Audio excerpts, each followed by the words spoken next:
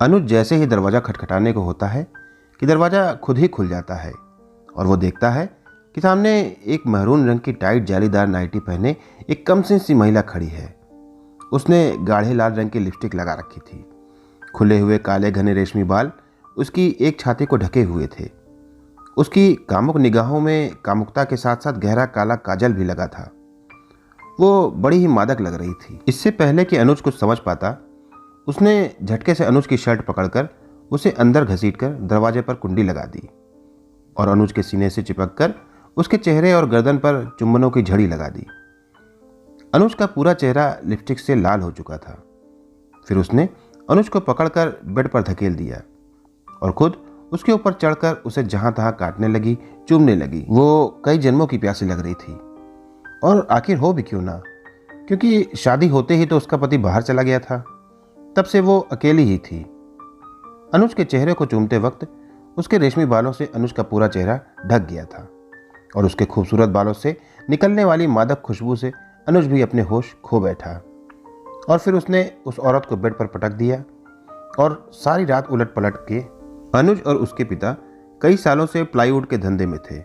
उनकी कानपुर में एक दुकान भी थी जहां से वो प्लाईवुड के दरवाजे वगैरह बेचते थे।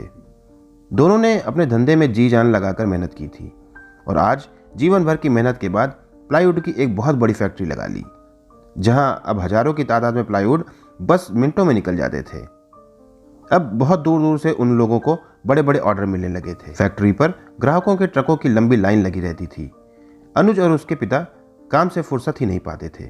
हर रोज उन दोनों को घर लौटते लौटते रात के करीब 2 बज जाते थे। पिताजी यहाँ ऑफिस का सारा काम संभालते थे और अनुज बाहर का। डीलरों का ध्यान रखना, कब किसको कहाँ माल भेजना है, पैसे का लेन देन वगैरह सब अनुज ही देखता था। अनुज को अपने धंधे के काम से कई बार बाहर भी जाना पड़ता था। कभी कभी तो वो महीने के 15 दिन बाहर ही रहता था और घूम घूम के हर जिले में जाकर अपने डीलरों से मुलाकात करता था, उन्हें पार्टी देता था, गिफ्ट देता था और आगे का ऑर्डर लिखवाता था। अनुज से लगभग 8 साल छोटा उसका एक भाई भी था, अभय, जो एक अच्छे कॉलेज से MBA कर रहा था। कॉलेज में उसका दूसरा साल था। वो भी पढ़ने में काफ़ी तेज था। अनुज की शादी कई साल पहले अंजलि से हुई थी। उसके 2 बच्चे थे। अंजलि एक बहुत ही अच्छे परिवार से थी। वो बहुत ही धार्मिक महिला थी। उसका ज़्यादातर समय माता पिता की सेवा के साथ साथ पूजा पाठ में जाता था। अनुज और अंजलि की विचारधारा में जमीन आसमान का अंतर था। जहाँ एक तरफ अनुज को घूमना फिरना, पार्टी करना, शराब पीना, लड़कियों के साथ नाचना गाना पसंद था, वहीं दूसरी ओर अंजलि को घर में रहकर माता पिता की सेवा करना, बच्चों को देखना और पूजा पाठ करना पसंद था। इसलिए अनुज और अंजलि में अधिकतर तनातनी बनी ही रहती थी। अनुज को अधिकतर किसी न किसी होटल में अपने ग्राहकों का मनोबल बढ़ाने के लिए मीटिंग करनी होती थी, जहां मीटिंग के बाद ग्राहकों के मनोरंजन के लिए नाच गाना, शराब और अच्छा खाना होता था। शुरू में कई बार अनुज अपनी पत्नी को भी ऐसी पार्टी में लेकर जाता था, पर मर्दों को गैर लड़कियों के साथ चिपक चिपक के नाचते देखकर अंजलि का दम घुटने लगता था। वो अकेले ही टेबल पर बैठी रहती और उसका पति नशे में धुत होकर लड़कियों के साथ नाच गाना करता रहता। तो उसने धीरे धीरे ऐसी पार्टीज में जाना छोड़ ही दिया। अंजलि को तो वैसे भी इस तरह की पार्टीज नहीं पसंद थी, बल्कि वो ना तो पापा जी को अकेले छोड़ना चाहती थी और ना ही बच्चों को। अंजलि ने जब से पार्टीज में आना जाना बंद कर दिया, तब से अनुज और भी खुल गया और इसी चकाचौंध में उसके 2-3 लड़कियों से अवैध संबंध भी हो गए थे। अब तो अनुज को पहले से भी ज्यादा मजा आने लगा था। अनुज की ये सारी काली करतूत धंधे की आड़ में ढकी रहती थी। किसी को इसकी कोई खबर नहीं थी। अभय का MBA भी पूरा हो चुका था और अब उसकी शादी के लिए लड़की ढूंढी जाने लगी थी और बहुत जल्द ही शहर के एक बहुत बड़े मसाला व्यापारी की मालदार लड़की से उसकी शादी कर दी गई। शादी के बाद वो भी घर के ही धंधे में हाथ बटाना चाहता था। वो अपनी स्किल्स और पढ़ाई के दम पर फैक्ट्री को और ऊंचाइयों पर ले जाना चाहता था। अनुज ने शुरू में अभय को शहर में ही रखकर फैक्ट्री के छोटे मोटे काम सिखाए। फिर उसके जोश और काबिलियत को देखकर उसे शहर के बाहर भी भेजने लगा।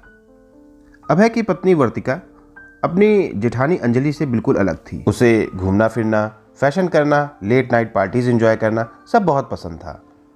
अभय अधिकतर कंपनी के काम से शहर के बाहर ही रहता था, तो वर्तिका यहाँ घर में बोर होती रहती थी और घूमने फिरने के लिए बेचैन रहती थी।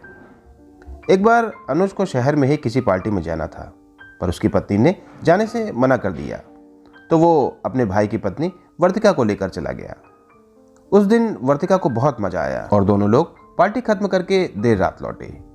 फिर ऐसा एक दो बार और हुआ, जिससे वर्तिका भी खुल गई थी। अनुज सबके सामने और अपने धंधे के लिए तो काफ़ी गंभीर था, पर वर्तिका से अकेले में कभी कभी मजाक कर लेता था।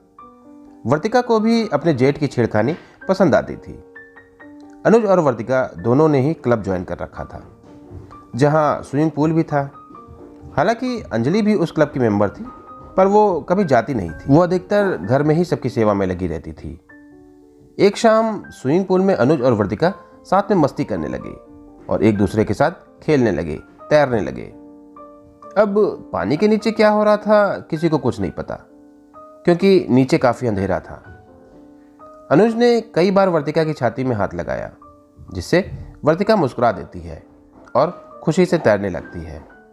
अब हाथ जानबूझ के लगा था या अनजाने में, ये तो अनुज ही जाने। फिर दोनों तैरने के बाद गर्म पानी वाले जकूजी में भी साथ ही गए, जहां अनुज धीरे धीरे उसके पैरों को सहलाने लगा, मानो उसकी थकान मिटा रहा हो। वर्तिका भी उत्तेजित हो गई थी और काफ़ी देर तक दोनों यूं ही एक दूसरे से लिपटे रहे। कुछ देर बाद दोनों अपना अपना टॉवेल उठाकर घर चले आए। वर्तिका आज बहुत खुश थी। वो गुनगुनाते हुए अपने कमरे में चली गई। अंजलि ने उसे और अनुज दोनों को देखा, पर उसने कुछ कहा नहीं। अब तो दोनों का हौसला बढ़ गया था। अब अनुज रात में चुपके से फ़ोन पर बात करने के बहाने से कमरे से निकल आता और वर्तिका के कमरे में जाकर आधे एक घंटे मस्ती और आलिंगन करके वापस अपने कमरे में चला आता और सो जाता।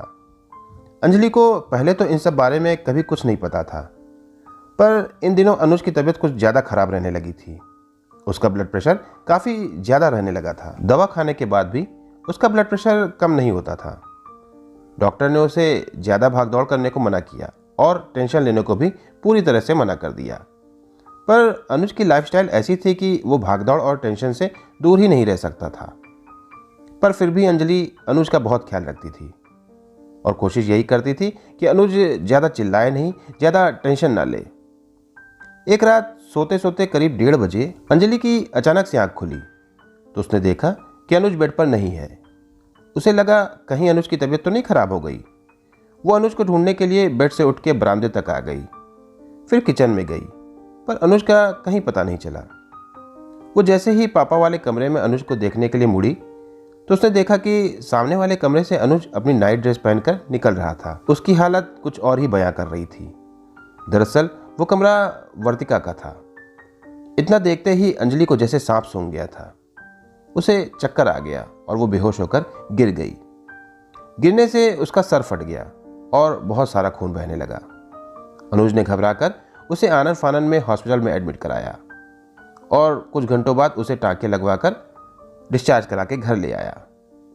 अनुज अपनी हरकत पर काफ़ी शर्मिंदा था। उसने अंजलि के पूछने से पहले ही उससे माफ़ी मांग ली और बोला कि अब दोबारा कभी ऐसा नहीं होगा। उसके कमरे से कुछ आवाज़ आ रही थी तो वही मैं देखने गया था, बस। अनुज चाहे जो बोले, पर अंजलि बेवकूफ़ नहीं बल्कि समझदार थी। इसीलिए उसने इस बात को बढ़ाने से अच्छा उसे वहीं दबा देना ठीक समझा। अनुज अब वर्तिका को छोड़कर ऑफिस की ही एक लड़की के साथ होटल में जाने लगा था और एक दिन उत्तेजना में उसे हार्ट अटैक आ गया। तो उस लड़की ने जल्दी से अनुज को हॉस्पिटल में भर्ती करा के उसके घर पर फ़ोन कर दिया और बहाना बना दिया कि ऑफिस में सर की तबीयत बिगड़ गई। सभी घबराते हुए हॉस्पिटल पहुंचे तो डॉक्टर ने बताया कि हार्ट अटैक बहुत तगड़ा था और इनका ब्लड प्रेशर बहुत हाई हो गया था, जिस वजह से इनके दाएं अंग में लकवा मार गया है। इतना सुनते ही घर वालों को मानो काटो तो खून नहीं, सब सन्न हो गए थे। अब अनुज सभी चीज़ों से जुदा होकर घर पर ही पड़ा रहता था। फिर अंजलि की करीब साल भर की कड़ी मेहनत और परिश्रम के बाद अनुज ठीक हुआ, पर उसका वो पुराना जोश, पुरानी ताकत, पुरानी स्फूर्ति सब जा चुके थे। इस एक साल में अंजलि ने कभी भी अनुज को कोई खरी खोटी नहीं सुनाई, बल्कि चुपचाप धैर्य से उसकी सेवा करती रही और अनुज को अच्छी अच्छी कहानियां सुनाकर उसे भी धैर्य रखने को कहा। ये अंजलि की सच्ची पूजा ही थी जो अनुज मौत के मुंह से बचकर वापस आ गया।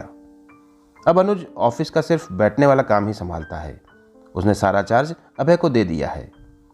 उसने अपनी पत्नी अंजलि से अपनी हरकतों के लिए माफ़ी भी मांग ली, पर अब क्या फ़ायदा, अब तो अनुज खुद ही लाचार है। तो दोस्तों, आज की हमारी ये कहानी यहीं पर समाप्त होती है। इस कहानी के विषय में आपकी जो भी राय हो नीचे कमेंट सेक्शन में कमेंट करके हमें ज़रूर बताएं। वीडियो को बिना सोचे ही लाइक कर दें और चैनल को भी सब्सक्राइब कर लें। पास ही दिए गए बेल आइकन को प्रेस करके उसे ऑल पर ज़रूर सेट कर लें, ताकि मेरी आने वाली सभी नई वीडियोस, सभी नई कहानियों की नोटिफिकेशन सबसे पहले आप तक पहुंच सके। तो मिलता हूं फिर किसी नई कहानी के साथ, तब तक के लिए धन्यवाद।